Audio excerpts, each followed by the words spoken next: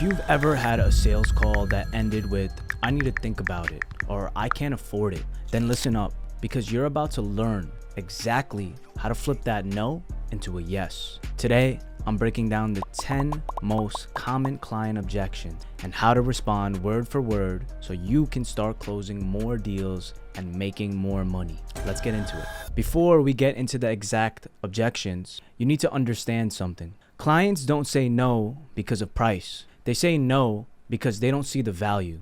If they believed your offer would 100% get them the result, they'd find the money, they'd figure out the timing, and they'd make it work. So the real game here, eliminating doubt. Now, let's break down the 10 most common objections and how to handle each one. Objection number 1, I need to think about it. What they mean is that they don't trust themselves to make a decision. A response could be, I totally get it. Most people I work with feel the same way before they sign up. But let me ask you, what exactly do you feel like you need to think about? Is it the offer itself or something else? Force them to verbalize their real hesitation.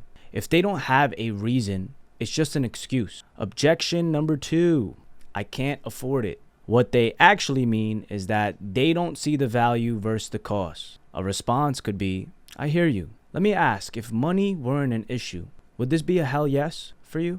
Because if the answer is yes, then the real question is, how can we make this work for you financially? Offer payment plans, break the cost down, or reframe it as an investment versus an expense. Objection number 3, I need to talk to my spouse, partner, business partner. What they actually mean is that they want an easy way out. Your response is, I get that, but let me ask, do you feel this is the right move for your business? Because if you do, I'd be happy to hop on a quick call with your partner to make sure they see the value too. This tests if they're really interested or just using this as an excuse. Objection number 4, I don't think it will work for me. What they mean is that they don't trust your process or themselves. How you respond is, I hear you, and I actually felt the same way before example of overcoming doubt. But what I found is that when I followed the process step by step, the results were inevitable. The real question is, do you believe you can execute?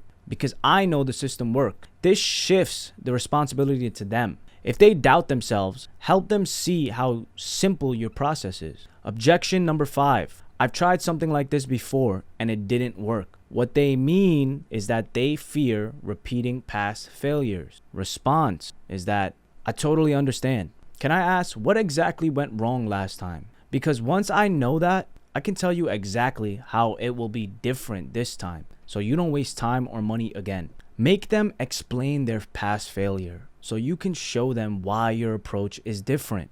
Objection number 6, I don't have time right now. What they actually mean is that they aren't prioritizing this. How you respond is, I hear you. Let me ask, how much longer can you afford to stay in the same place, waiting for the right time? Because most people find that when they commit, they make the time. Frame inaction as a bigger cost than action.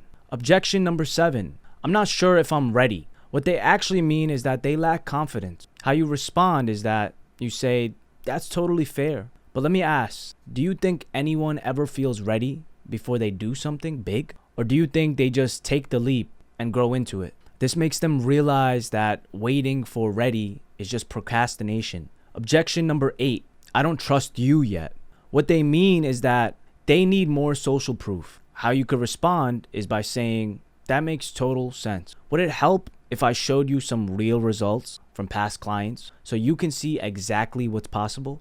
This is where you share testimonials, case studies, or examples of success. Objection 9, I need more information. What they mean is that they're overwhelmed or stalling. How you respond? I totally get it. What specifically do you need more info on? Because I can send you something right now that will answer your questions immediately. Try to pinpoint what's missing and then send them a quick breakdown or testimonial video. Objection number 10, can you give me a discount? What they actually mean is that they don't fully see the value yet. Your response is, here's the thing. If I drop the price, then I have to drop something from the offer. What do you want to remove? This flips the conversation and makes them realize they don't want less value. Now you know exactly how to handle client objection and close more sales. The only question is, will you actually use them? Do me a favor and drop a comment below with the biggest objection you've ever faced. Subscribe if you want more high-level business strategies, and like the video if you found this valuable.